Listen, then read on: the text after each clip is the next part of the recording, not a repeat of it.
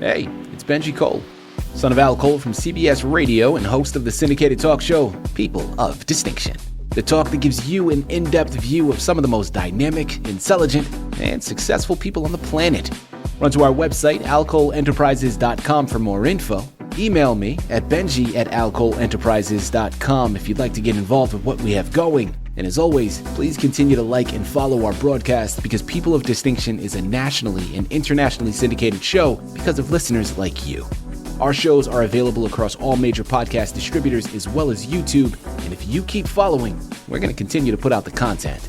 We appreciate the support. Continue to like and follow and sit back and strap in because on the line with us today, we have the impressive Glenn D. Glasgow. And we're going to be discussing his wonderful book, Yard Wars. Available for purchase through Amazon, barnesandnoble.com, all the regular online book resellers. But people, if you want to gather everything that Glenn has in store, and please believe me when I tell you, Glenn has a lot in store, okay? Not only is it this book, there are 3 others that he has written, plus a whole host of merchandise that you're going to want to pick up. Head on over to his personal websites. Now, there's 2 of them I'm going to name for you. GlennDGlasgow.com. That's Glenn with 2 N's. And then also Phased.com. Now, Phased is spelled Phzed.com. There, as I mentioned, you're going to find more information on him, more information on his wonderful books. You're going to find a whole bunch of merchandise. It's a one-stop shop, man. GlennDGlasgow.com and Phased.com are the places you gotta go. And before we go any further, I want to take this opportunity and point out the fact that Glenn was brought to our network, People of Distinction, today by one of the best publishing firms in the business, people you already know. I'm talking about Orion Press Books. So if you're a writer out there and you've gone through your process and now you need help moving the masterpiece you just developed, well, have no fear. Contact Orion Press. This is what they specialize in, people. You're going to want to head on over to orionpressbooks.com and gather all the ways that their fantastic team is going to assist you in doing just that. And listen, it is a true pleasure to have Glenn here on the line. People, his book, Yard Wars, it's going to keep you at the edge of your seat, all right? This book is not for the faint of heart. It is that. In and of itself. It's about a war that's happening in someone's yard. And it's going to make you think, right? Because I know, at least for me, when I was reading the book, man, I started to think about all of the times I'm out in my backyard, whether I'm mowing the lawn, whether I'm playing with my kids, and it gives you a different perception to take. You see, because this book is so unique, it examines things from the perspective of the insects and the lizards potentially living in your backyard and how their world, probably more often than any of us would like to admit, gets destroyed, gets manipulated, gets just turned over on its side. This is such a unique book with a fantastic journey that you're going to be able to embark upon. Now, written for entertainment purposes, but once you start to read it, I'm curious to know how far down that rabbit hole you will go and some of the maybe deep philosophical notes you may come up with. Because listen, I've come up with a few and the conversations are flowing and I know they're going to do that for you as well. Again, you got to head on over to Amazon, Barnes & Noble, GlennDGlasgow.com, and Phased.com. Pick up your copies and get lost in this wonderful book. Glenn, first and foremost, man, welcome to People of Distinction, and thank you very much for being a guest. How are you doing today, sir? I'm doing quite well. Thanks for having me here.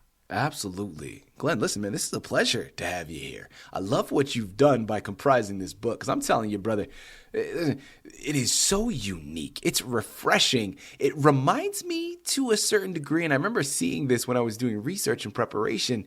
Another reader likened it to a certain degree, to Honey, I Shrunk the Kids, right? For all of those out there listening in, for my 80s babies, right? For us out there, we remember that movie, and it had such a fondness in our heart.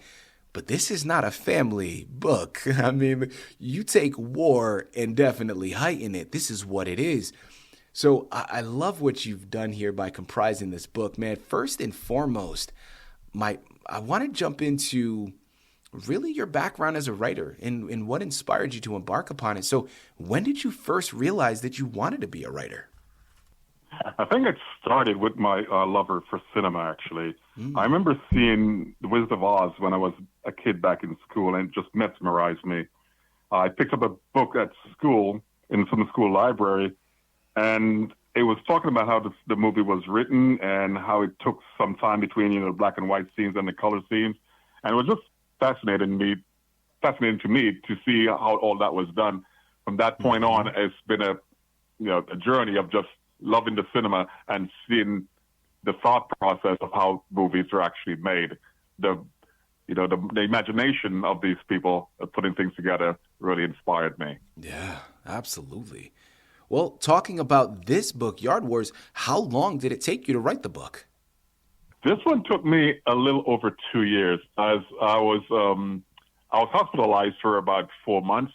And in that time period, I wasn't able to use much of my hands as far as typing or anything like that, even after I was released from the hospital. So it did take me a while.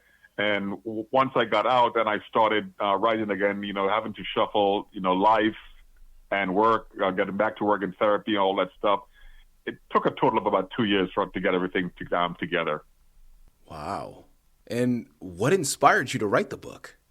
I think I've always been fascinated with the movies. I'm the kind of person who sees a film just because it's new. I don't have a favorite genre of film, and seeing Sam Mendes' 1917, that became one of my favorite movies, surpassing Saving Private Ryan and The Thin Red Line. So World War II was the underlying theme for this story, mixed in with some other conflicts related, in the current political climate, just all blended together, and the story came about as a result of that, with some emphasis on politics without singling or favoring any one particular candidate. Yeah.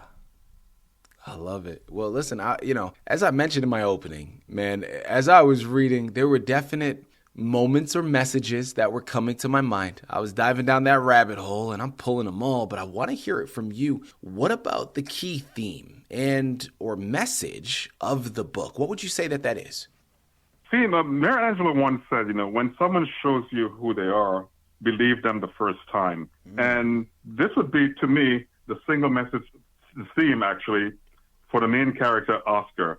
We value his steps in how he deals with the situation in and around his house and his neighborhood. And the same process, the same thought process was involved in the current political system, the way people interact with everyone else. And I incorporate that into the story, including, how we deal with the threatening words or actions in society as a whole. And that I just put them all together in one story based from the point of view of these insects. Listen, Glenn, can you share something with our listening audience right now that isn't found in the blurb? Some of the people whose situations I'm familiar with, there are people in my life which should be people who should be leaders or people who should be, entrepreneurs or stuff like that just does not do it. They're more followers as opposed to leaders. And I incorporate that theme in the book where you see some of the insects that are supposedly leaders or they're strong characters, but they don't take that responsibility on, or they're afraid of whatever they're afraid of. They become followers when they should be leaders. And that's primarily what I try to bring out in these insects. Yeah. People, again, the book is called Yard Wars by Glenn D. Glasgow. You're going to want to head on over to Amazon, Barnes & Noble, but make sure to check out his personal sites, glendglasgow.com and phased.com. You're going to gather more information not only on this book, not only on him, but a lot of other things that Glenn has in store. 3 other books and a lot of merchandise. Check out those 2 sites and just get lost in everything that this man has to offer. Glenn, as we continue here, I'm curious. This is obviously a fictional narrative to a degree, right? A fictional narrative in the sense of you're writing from the perspective of insects and lizards and so on and so forth. Although, again, when we talk about just the destructive behavior of human beings. I mean, listen, something can be said there. Well, where did you find the information important to the book? This information was found in history. Generally comes from the Wikipedia research and history documentaries. I'm a huge fan of documentaries. And the remainder, since this was a work of fiction, was inspired by event scenes in films and conversations that I've had taken place with people in gardening, just teachers I've had in the past, from like history teachers I've had in the past. Just people in gardening, say like at Home Depot or whatever, I ask them about plants or animals and stuff like that I have. And that's the inspiration. That's where I get most of my history lessons pertaining to the animals, the insects in this story. Well, following off of that, in terms of the research that you've done and information that you've come across, what were the important things that you learned while creating this book? I've learned some of the ideas arise from trauma. My 3 previous books did tackle that level of intensity or complexity, did not. When lying in the hospital bed for a long time, I realized that one tends to reflect on perhaps feel the need to distribute some of that pain and suffering to others, even though those others are make-believe. And I wanted to shift some of that pain that I was going through other things like in everyday life, and I incorporated that into the book for the main character inflicting on these insects. So all that pain and the trauma that I was experiencing in real life, that's what I projected out onto these insects and the main characters. What were some of the key challenges that you faced while you were going through the process of creating this book? Challenges for me were more physical. Like I said, I was in a hospital for a while, so once I was released, I had to generally go through physical therapy, which continued on for several months. And mentally, it was a struggle, but then after I was released, unfortunately, my mom got ill, and she eventually passed away. And so so a lot of my therapy was left back to just me going through it on my own. I'm in a much better place now. So I didn't have at first the use of both my hands for several months after I was released, and therapy actually helped me doing that. But as far as the physical challenges of writing the book, once that was over with, my mindset was back to just writing and completing this work. Yeah. And by the grace of God, I did that. Glenn, my follow-up question is going to be something that is relatable to, really, it's going to be relatable to everybody, but specific to artists out there, because oftentimes, right, with your art comes the exposure of that to the world. And naturally, what will tend to happen is people, as opinionated as they are, they're going to offer reflections, good, bad, and everything in between. Well, I want to hear it from you in this process. How do you handle literary criticism, Glenn? I look at criticism the same way I look at life. What doesn't kill you makes you stronger. Criticism that does not lead to negative emotion and actions point out ways and ideas that makes other things better. Writing helps me to better understand the audience, what the audience is thinking about or liking or disliking about me or my work. So criticism for me, it's welcome, whether it be negative or positive. It can point out stuff that I need to work on or stuff that I've done well. That just tells me, where the audience is going, what the audience is thinking. Well, yeah, listen, man, I get it. And I love the fact that you took it there, because I think criticism is very beneficial to an artist. We grow through that. Now, the caveat, of course, is not criticism for criticism's sake, right? Constructive criticism, and highly emphasized and emboldening that word, constructive. Because there's too much of just criticism for criticism's sake that happen nowadays, and not enough constructiveness behind it. So I love what you're talking about there. Absolutely. It only enhances our art if done in the proper way. I'm curious here, Glenn, what does your family think of your writing? Family has been overwhelmingly supportive. Even though I've sent them copies, they've sometimes purchased books of their own to give to their family and friends, and for bragging rights. In addition to my books, they have also talked about, they've also talked on occasion about my shirts and the designs that I've done and the conversations and, and the message that is displayed on them. So they would use those things in everyday conversation and said, oh, my brother did that. Or my cousin said that and stuff like that. And they've gotten back to me and told me, hey, I was talking to so-and-so and I mentioned one of your quotes and they loved it. So it's always been a source of bragging rights for them. There you have it. Always good to have that circle around you. What was a highlight for you in writing this book, Glenn? The highlight to me was completing it, self-fulfillment, I should say. On my site says, my tagline is follow through. I believe that in whatever passion you have or whatever, regardless of the circumstances and or obstacles that you go through, you should never give up on your passion. You should find a way to complete your passion, whether it be writing or painting or, whatever you're going through in life, whatever that is, you should find a way to complete it. We've had people in life that have lost limbs or are no longer able to talk or whatever, and they've accomplished great many things. And I think anybody can do that as well. All they have to do is set their mind to it. Mm-hmm. Where there's a will, there is a way. As we close out of this fantastic interview, my last question here for you.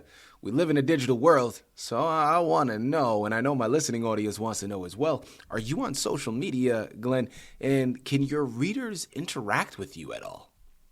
I'm on social media through my website. I'm not a big fan of following, say, X or Instagram or the others. Even though I'm on them, they're not platforms that I regularly troll. Mm-hmm. There's too much, my issue with those, there have been too much negativity and people's opinion on politics and religion that I tend to stay away from. So as far as interactive readers, if someone wants to comment on something I've published or created on my side, they're more than welcome to. Listen, I'm going to say it one last time. I know you all are already heading on over there, but again, we just finished discussing his impressive book called Yard Wars by Glenn D. Glasgow. Amazon, Barnes & Noble, glendglasgow.com, and phased.com are the places you have to go. Head on over there, pick up copies of not only this fantastic book, but while you're at it, remember, there are 3 other ones that he's written. One is called Phased, one is Little Orphan Andy, followed by Our Market.